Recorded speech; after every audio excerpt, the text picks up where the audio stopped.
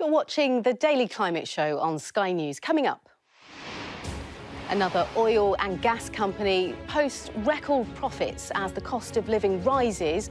What should they be spending their money on? Which part of the world is leading the way in corporate climate action? The answers might surprise you. And the young inventors using tech to come up with their planet-saving solutions.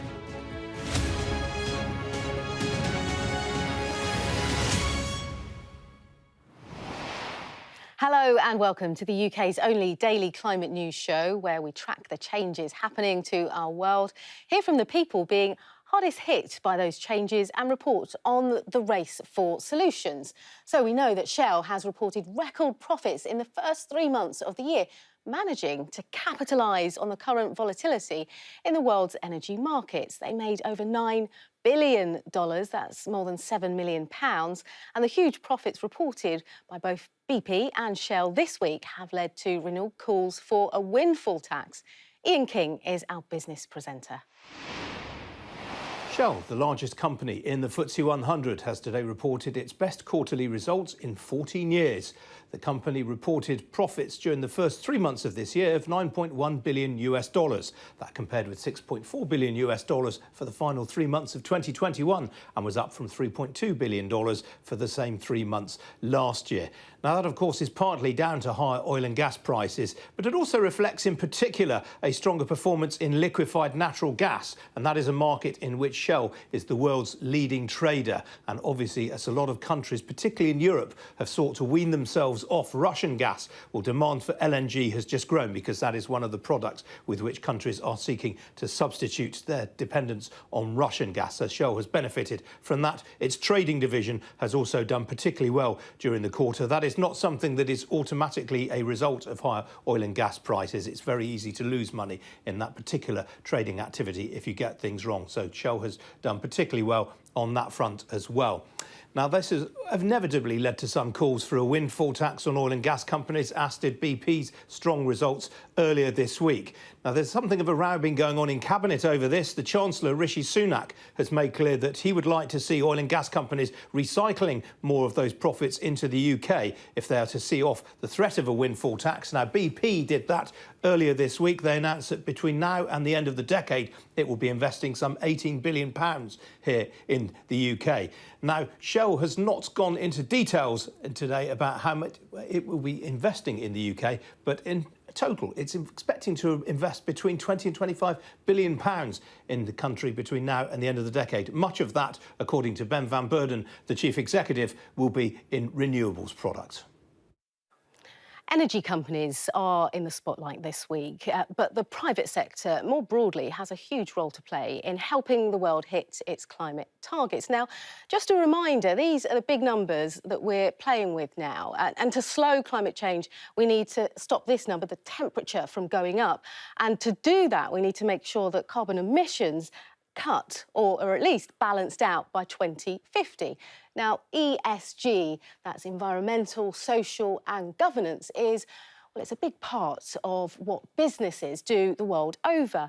It's what they do beyond purely seeking profit, and climate action is a big part of that. And one organisation, ESG Book, has collated emissions data from the 100 biggest companies in each region of the world, and it's come up with some surprising numbers. So let's just take a look at this chart now, and you can see that companies in the Asia-Pacific region and the Middle East have made virtually no dent in their emissions at all in the past 7 years. North America and Europe have done, well, a little better, but still way off the targets they need to be aiming for. But interestingly, companies in sub-Saharan Africa and even more so Latin America, well, they're leading the way. And joining me now to explain a little bit more is Todd Bridges, Global Head of ESG Research at Arabesque, who helped collate the data. Todd, thank you very much for joining us. And it's really interesting, isn't it, the line about the sub-Saharan countries and Latin America are leading the way. Could you explain to us why that's happening? Yeah, perfect, Anna. It's a pleasure to chat with you. Yeah, this research is based on a series of multiple years of data acquisition by ESG Book on Scope 1 and 2 data for hundreds of companies across region. And what we have found is that over a time period, as you just introduced, 2015 to 2020, the Scope 1 2 data suggests that companies by region are reacting differently. And in particular, South Africa as a nation, we have a number of data points within that region and companies in particular that are showing progress, right? We're looking at over time about a 20% reduction on average for those companies within the sample. Same thing in LATAM. We have approximately 35 to 40% reduction, again, with the companies reported. It's very important to use these research and these studies to make potential conclusions. But for us, it's mission critical that we as a global community of investors and corporations speak directly to each other about actual disclosed data. And so it's important this type of research comes to question, which companies are reporting, which companies are not reporting, and can we make these conclusions about the suggested data findings? And Todd, what do you think needs to be done or improved for those companies that aren't reaching their climate goals or targets? Well, I think probably as you know, and the viewers of this audience know, that there are significant strides being made across policy regulators, exchanges, nation states, and in the companies themselves across those regions. What we have been trying to help facilitate through the design and build of ESG Book as a technology platform is direct disclosure on these climate scope data, for example, or more broadly, ESG data. It's important for companies to communicate and disclose at scale. Again, there are leaders in the field who are putting out this high quality data into public markets through either formal filings or through their websites.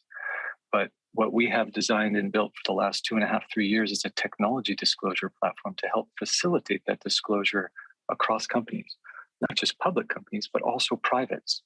So again, data disclosure is paramount as we try to make this transition of the economy from a brown economy to a green economy, if you will.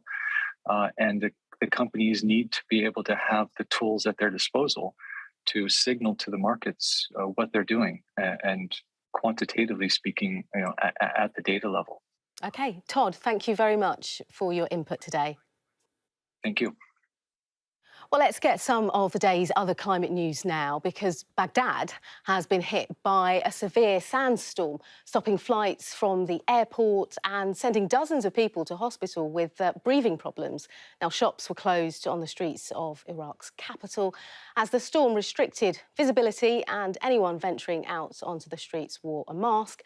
Drought and declining rainfall means sandstorms are becoming more frequent in Iraq, with several hitting the country over the past month.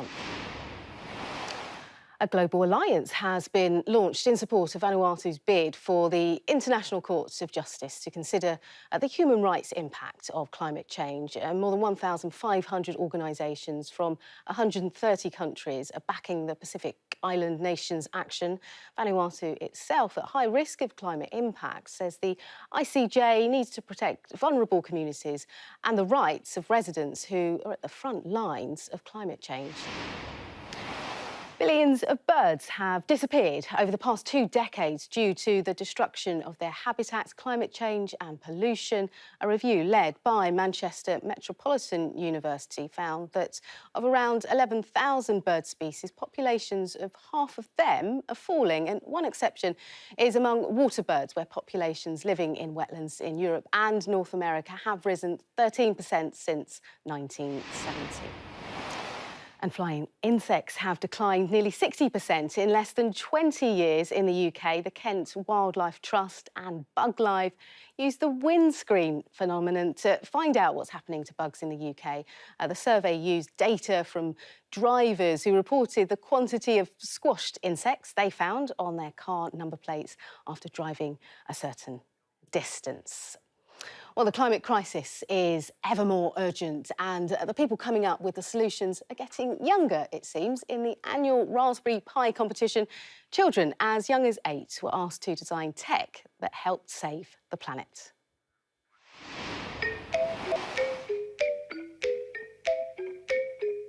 Hi, we are the Raspberry Pioneers. We are Team Raspberry Brief.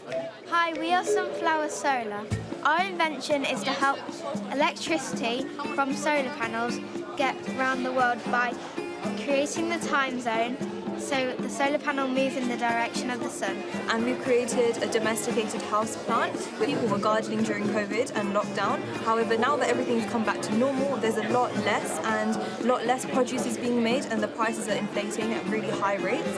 And therefore, we decided that if we create something to help people grow their own produce, we can control this. Let's be inspired by their willingness to experiment, their willingness to have a go, their willingness to have impact. We've invented a capsule which helps protect and sustain coral reefs. We were looking for different environmental changes which can damage coral reefs, and the main two are pH and temperature. So we've invented a capsule which can measure temperature, and when it detects that the temperature has changed by too much for too long, it will release calcium carbonate solution, which is what corals use to grow their exoskeletons. Who are we to question what is clearly the most important issue on the agenda of children today? We need to give them the space to innovate and the space to have impact. Well, do stay with us. Coming up, I'll be joined by founder of TerraPraxis, Kirsty Gogan, and Chidi Obihara, who's a senior finance researcher at Project Drawdown. We'll be discussing what Shell should be doing with those bumper profits and which countries are leading the way in corporate climate action.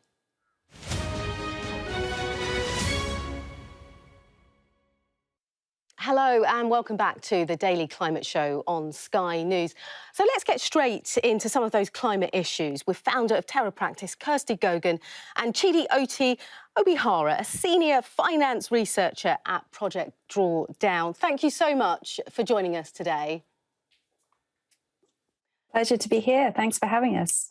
Let's kick off with the first big story. So the announcement of bumper profits from Shell this morning, so similar to BP earlier in the week, is increasing the pressure on the government to implement a windfall tax. Kirsty, I'll start with you. What do you think Shell should do with their profits? Where should they put that money?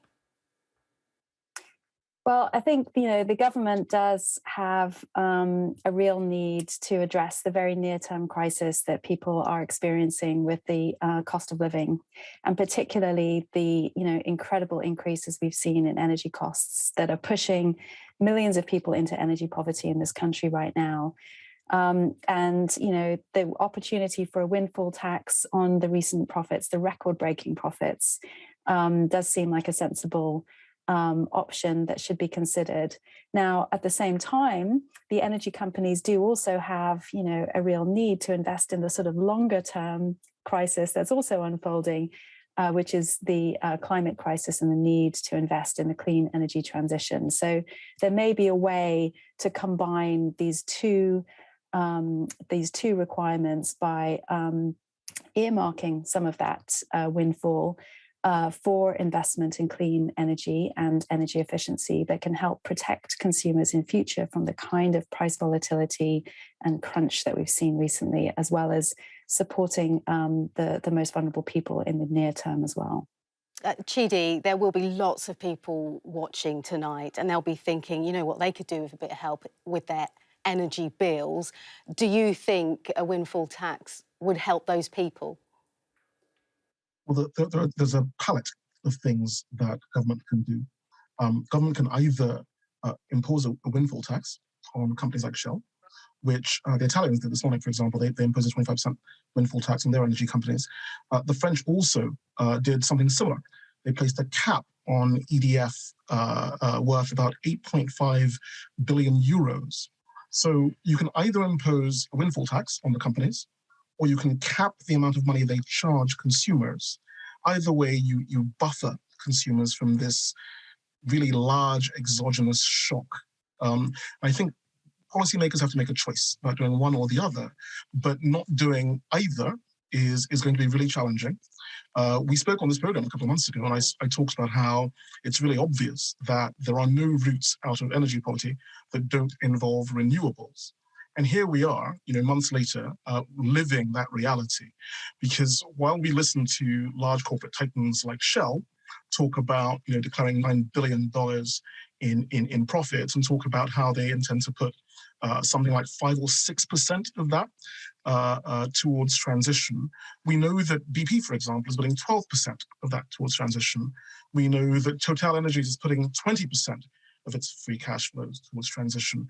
We need to get to the point where we start to have these detailed conversations about what proportion of profits that these companies use to actually affect transition. And we need to get to the point where we say, it's time to stop investing in new fossil fuel projects and only exclusively invest in new renewable projects, because the cost dynamics make it really clear this is the right business decision to make. There's a really interesting report, which I'm sure that Kirsty knows about, that Lazard wrote a couple of years ago, and they've updated last year. It's the Levelized Cost of Electricity report. And in it, large-scale solar energy is possibly the cheapest energy that's available right now. It's sort of $20-something per megawatt hour. Whereas what Shell is doing, what other entities are doing, are just so much more expensive. It's actually both wasteful and painful to keep investing in new fossil fuel. What Shell will be saying, Kirsty, is that they're willing to invest. We said it earlier, didn't we? That they're willing to invest from 20 to 25 billion in the UK in the next decade in low carbon energy. Ministers will, of course, have to keep a close eye on whether that happens. They say it's a good deal. What do you say? I think it's really important that these companies are investing, but I do think that there is an important role for government and, organizations like ours in defining where the investment should be going. We've put a lot of emphasis on investment in the electricity sector, decarbonising the electricity sector, and wind and solar, as Chidi said, have been very successful in becoming quite cheap and being delivered at scale, which is fantastic. But the reality is that the electricity sector is only 20% of our energy use, and actually, heating, industry, heavy transport, especially aviation, shipping, steel, cement, concrete, all of the sectors that keep our economy moving a lot of those are really hard to electrify. And a lot of those depend on oil and gas. And so we are going to need to diversify our strategies, diversify our investments, and we need some policy direction. And government can help do that, taking from the lessons in the renewables sector to support investment in clean substitute fuels production, for example, and nuclear energy would be very well suited to support that, carbon capture and storage and other technologies, in addition to wind and solar, that can help us decarbonize other parts of the economy. So yes, it's the amount that we're investing, but it's also where that money is being invested.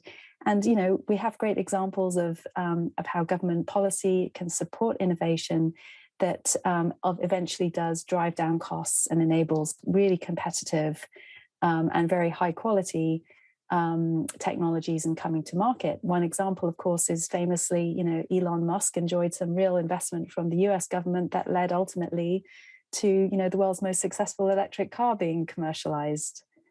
So much more we could talk about this, but I want to pause this subject very briefly, because the other story we're talking about today is all about corporate action on climate, and it doesn't really set our hearts on fire, I know, But it is important, and while we've heard a lot about pressure on energy companies, the data we looked at earlier shows that businesses across the world need to do more to improve their climate targets. Now, Chidi, I'll start with you first of all.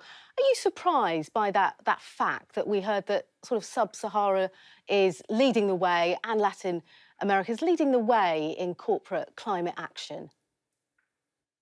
No, I'm not. And one of the reasons why I'm not surprised is that, to speak even more into what Kirsty was just saying, she's absolutely right.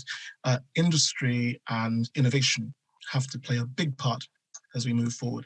And there's a good chance for many African countries and South American countries and the global South in general to leapfrog the dirty industrial past that the West unfortunately had to hang its wagon onto till we got to this point. So because of that, I think you have more leeway as you focus on new investments to build out a renewable energy future in places that are growing very quickly and who can do so at lower carbon intensity. And that's the crucial point, because, as Kirsty said, if you have a firm or industry or private financiers who focus on the energy intensity of new businesses, who focus on carbon sequestering businesses as a priority, you can make a difference, I think, perhaps even faster than governments can. We saw it, for example, when COP went slightly belly up a few months ago. And Mark Carney, along with a group of financiers, got together and formed GFANZ, who made promises that appeared to be far more ambitious than the governments had appeared to be able to do. So within the figures that you've shown us for Africa and Latin America, I see solid business progress, and I see the opportunity to leapfrog dirty energy systems and build anew. I think that's a so much potential and positivity out of that. Kirsty, how do you think companies should be held accountable then for their climate targets? Well, that's one of the really important functions of reports like this, is that it really does provide accountability. And when you look at, the scale of carbon emissions reduction needed within a very short time period, 28 years now to 2050, a friend of mine likes to describe it as, he says, I like to ski, but that's such a steep slope. I wouldn't want to ski down that slope of carbon reduction that's required. So it's very dramatic, the scale of emissions reduction that's needed. And therefore, we do need to keep very regular track. We need to have that kind of accountability. And importantly, we also need to identify the areas where we are making progress and why, and also the areas in which we're not. And particularly in the areas in which we're really not making progress. And again, I would point to, the 80% of energy use outside of the power sector as being an area that needs a lot of attention. We need to develop strategies for decarbonising those sectors of the economy that have tended to be neglected because we don't have very good answers. And as these developing countries particularly begin to industrialise and grow their economies, it's very likely that their energy consumption will increase in those sectors as they want to build hundreds of new schools and hundreds of new hospitals and build out their industrial capability. That they may quickly find themselves in a very similar kind of energy intensive, carbon intensive economy that we also find ourselves in the existing developed countries. Thank you, Kirsty. I'm so sorry, we have run out of time. It was such a pleasure to talk to you, and hopefully we'll have you back on the show very, very soon. Well, that's all from us. Thank you very much for watching. We will see you next time. Bye.